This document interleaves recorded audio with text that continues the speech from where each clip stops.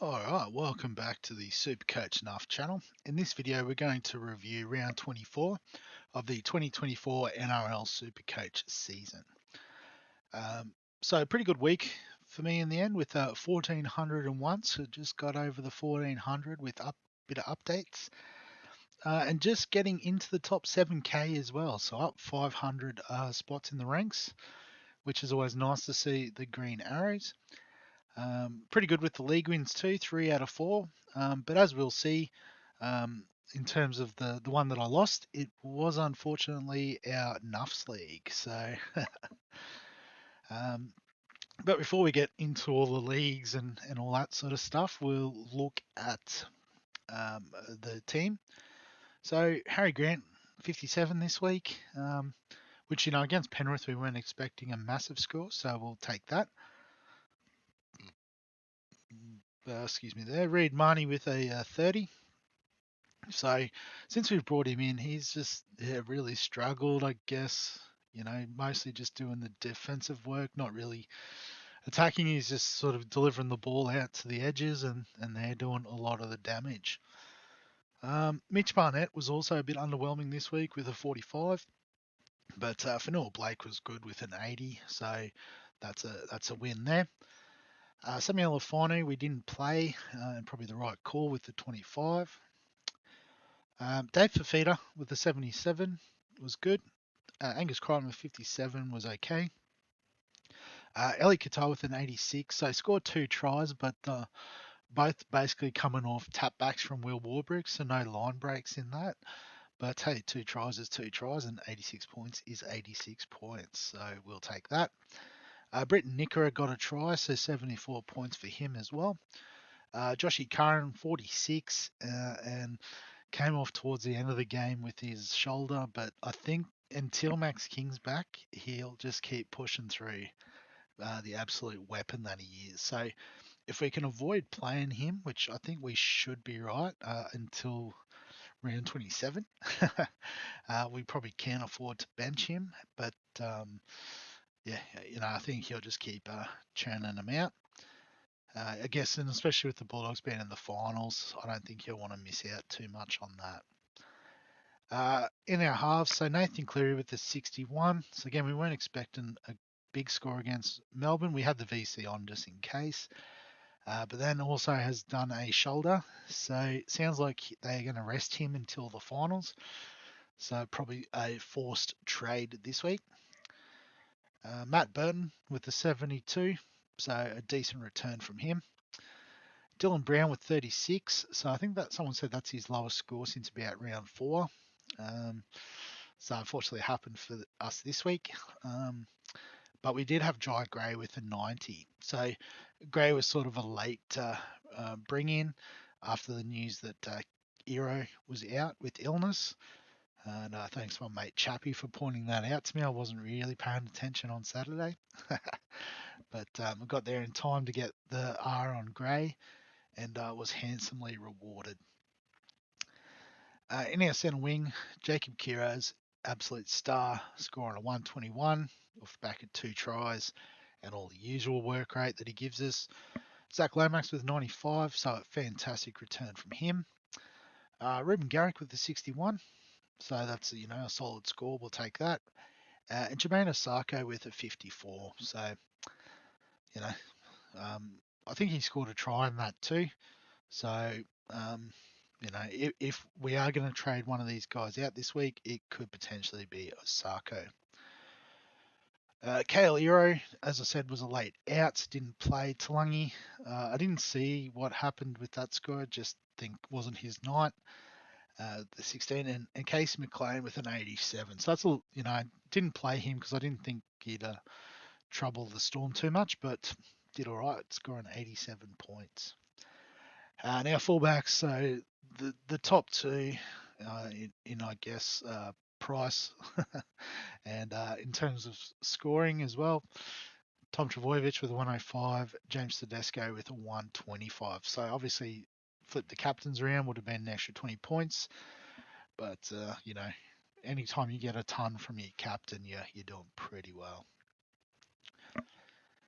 So as I said, in terms of the head-to-head, I'll just quickly go to the third league because that's the only one I'm involved in. But Keggers, you got me with a 14.23. So having Dom Young with a 128 and Val Holmes with a 145, two massive returns there. Even Galvin just continues his great form with an 85. Solid contribution from Greg Marzu with the 74. So, I guess the two big tons sort of just helped lift up over the line. But while we're here, we'll look at the major semis. So Shake and Bake with a good win over Brooklyn Knights. 14.68 is actually a pretty big score. So just having a look, Captain Teddy for a 125 double. Dom Young with 128 and Val Holmes. So I guess, if you had that trio, you were doing pretty well this week. Got Galvin, Lomax, so lots of great scorers this week. For Brooklyn Knights, so Captain Tommy Trbojevic caught Brendan Hand's AE, so might have been one that missed the KL Euro boat, which is unfortunate. Ruben Cotter with 21, that's a bit underwhelming also. And, Barnett didn't fire this week, so Crichton and Hammer had a quiet one, so I guess that's how it goes sometimes. So that was the other, I just realised that was the other final that we had. So if I go back to the other two leagues, so in the second league, so we had the Window Shoppers and the Shermanators with a monster 15.52. So that's got to be up there in terms of the round, I would have thought. But had Katoa, Yo, Teddy, Val Holmes, Damien Cook with a 93, Ponga with a 70 was solid. But Dom Young, Karaz. So yeah, if you had Young, Karaz, Holmes, and probably Lomax, I think, that's a monster centre wing. And I'm sure there's a few people might have had that combination. For the Window Shoppers, so Captain Tommy Turbo has Tedesco, so that's a win.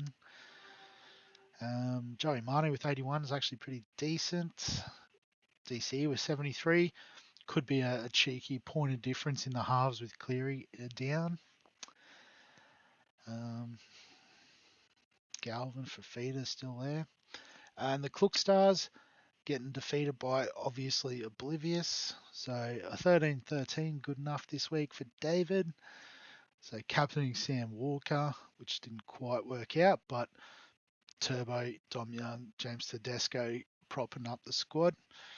And so I guess no, doesn't look like just the 2 tons for Karaz and Holmes on both sides. So extra 300s helped out David get the win over Wayne. So we might have a bit of a look at the preliminary finals in a bit more detail next week.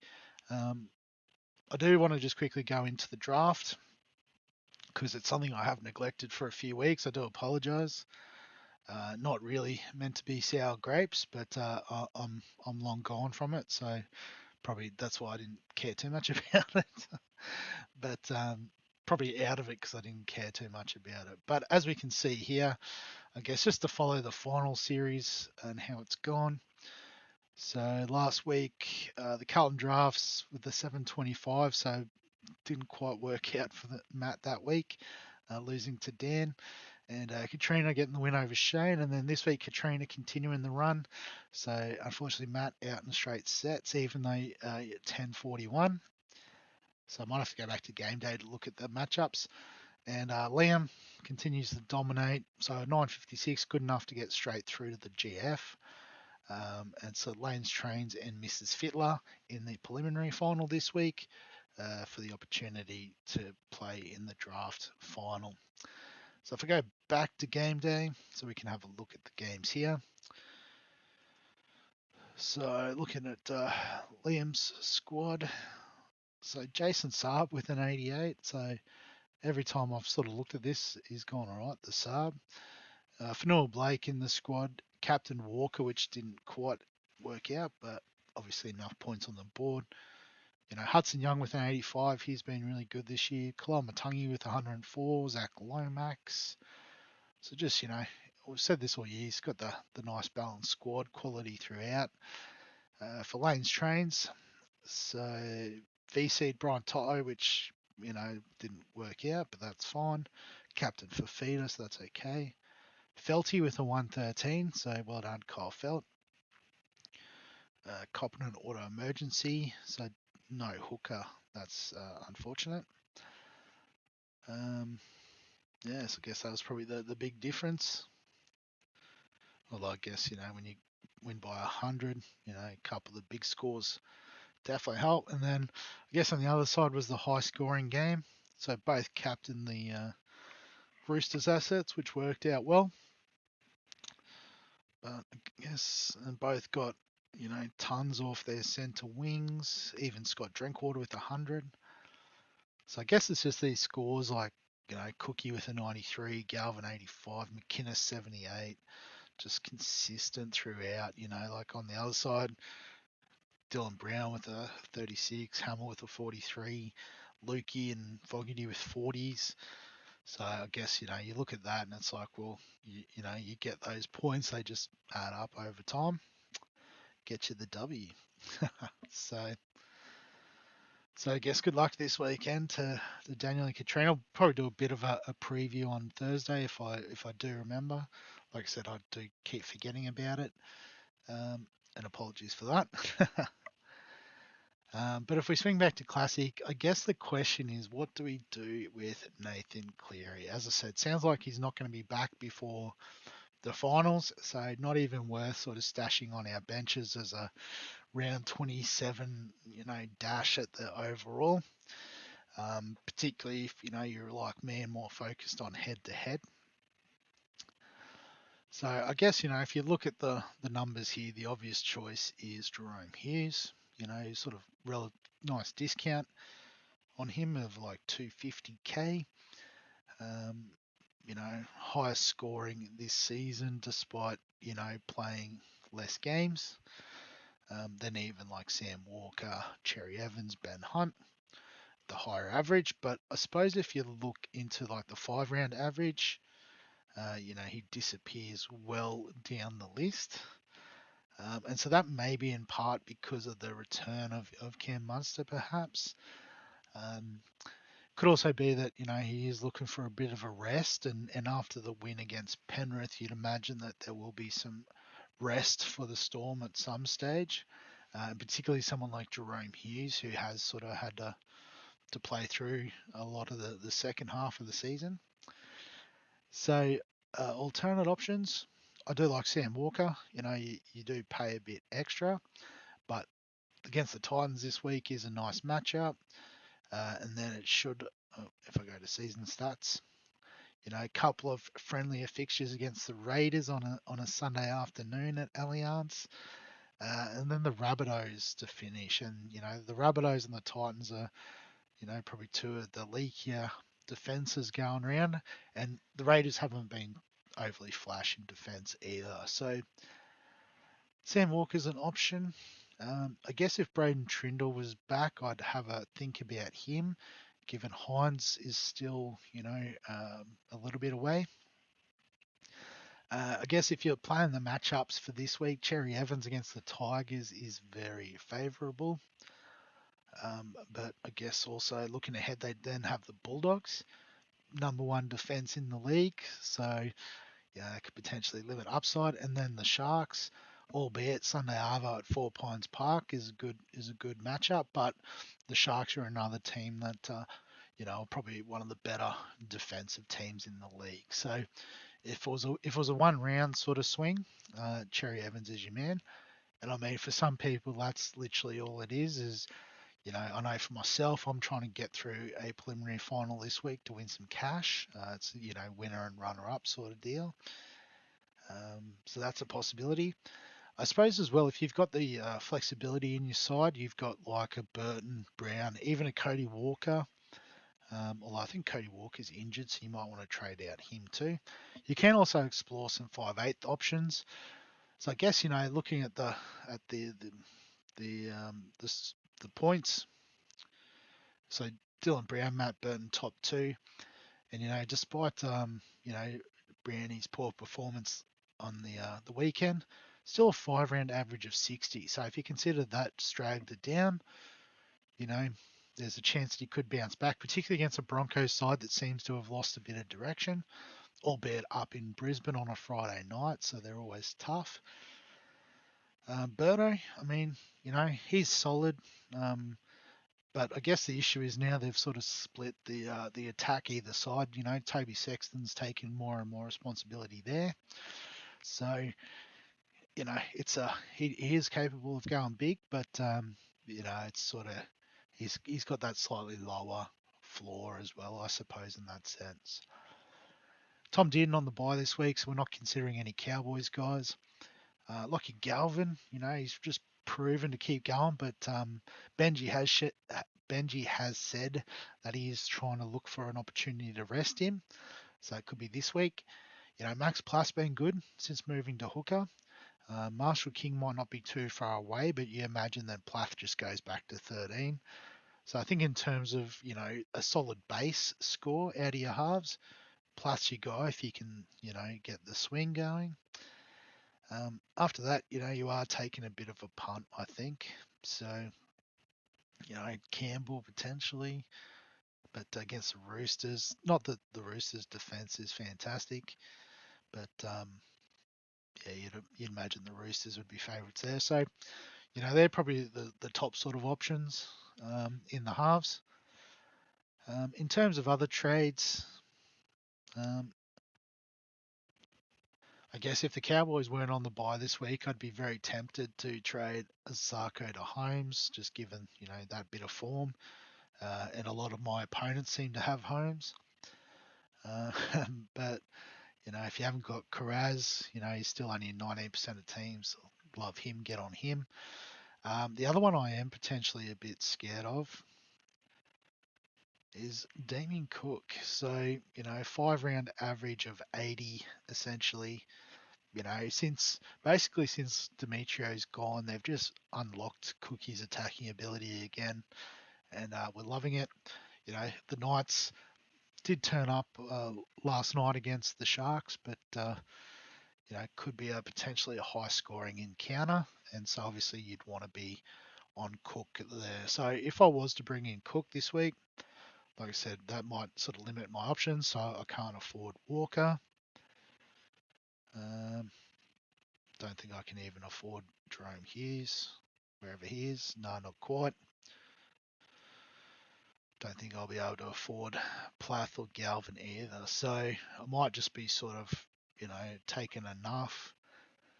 Maybe a Luke Brooks flyer against the Tigers. that's a very risky. I don't like that at all. So it might not be that I get Cook, but I just trying to throw out some options. Luke Metcalf's back. Didn't realise that. Good to have you back, son. Yeah, you could go Munster. Still only 8% owned. I guess a few years ago, if you said you're trading in Cook and Munster this week, you'd be absolutely cheering. So it could be something like that if I lock it in just for the purpose of this video. So, again, like I said, this is probably mostly dependent on my head-to-head matchups, particularly the big cash league. But I think my opponent next week or this week does have Cook, so it is likely. But yeah, in terms of the plays and the matchups, so Manly Thursday night. So Tommy Turbo, obvious VC, I believe. So then the question is, who do we captain? So there's a few sort of options. Obviously, one of the front rowers against the Dogs. No, obviously, try scoring upside expected there, given the Dogs' defence. But the fact that they're a big pack, it could sort of work out well for them for tackle breaks and the like. You could always stick with someone like a Fafita, always seems to score well. Or I guess, go to the back line. So we'll guess Garrick's in the first game too. Maybe not a Sarko against the Dolphins. Would I go Carraz? It'd be pretty bold. I'd really just be hoping Tommy Turbo does half decent, I think. Because, not too sure where I'd go with the captaincy. Munster against the Dolphins. Yeah. I guess the way the Dolphins have been going, maybe it's someone like a Harry Grant could have a good one. And that get all Katoa. Don't know. We'll have to have a think about the captaincy. Might just sort of see how trades and the captaincy options shake out across the week. Like I said, it does depend on what my opposition's doing as well. Might even just be a straight C on Tommy Turbo and not stress about it. But I think we're at the stage where we can afford to roll the dice a little, so we'll see how it goes. But we'll wrap the video up there for now. So as always, if you've got any questions, comments, thoughts, feel free to add them below this video. Also below this video in the description, there's links. I think you can still sign up for the FPL. I've got to actually have a bit of a look at that, see if the head-to-head stuff set up yet. Also NFL Draft, NFL Dream Team on Sports Deck. We've got that going. So actually got to check the Sports Deck too. It was filling up pretty quick. So a lot of work to do this afternoon apparently. But yeah, if you like the SuperCoach stuff, remember give us a like, subscribe for all that fantasy sports content that I was referring to. And other than that, we'll catch you in the next one.